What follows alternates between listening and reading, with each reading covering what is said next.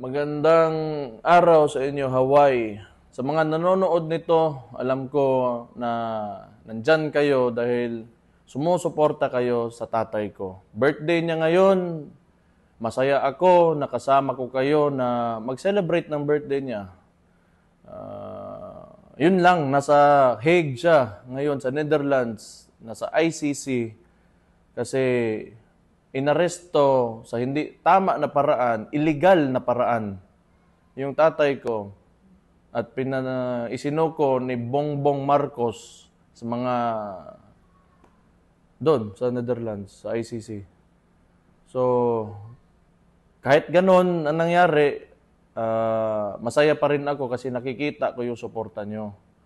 So, malaking bagay yan sa amin. Gusto ko malaman nyo na malaking bagay talaga yan. At huwag na tayong tumigil hanggat sa hindi makabalik si PRRD. Kailangan malaman talaga ng administrasyong ito na hindi tayo pumapayag sa ginawa nila. Yun lang. Again, gusto ko magpasalamat kasi kung hindi dahil sa inyo, wala na ako lakas. Mahirap din yung sitwasyon. Alam ko, marami tayong nasasaktan ngayon dahil sa nangyari, pero mahalaga talaga na lumaban tayo. Hindi pwede na tayo ay magpapatalo lamang. So, kailangan ipakita natin na hindi tayo talaga pumapayag. So again, maraming salamat talaga sa inyo. Marami kayong oras na pwedeng ibigay sa ibang bagay, pero andyan kayo ngayon, andito kayo, nakikinig sa akin. Wala akong masabi sa inyo. So, mahal na mahal ko kayo dahil sa pinapakita niyong suporta sa tatay ko. So, isa pa, dahil ito ay resulta ng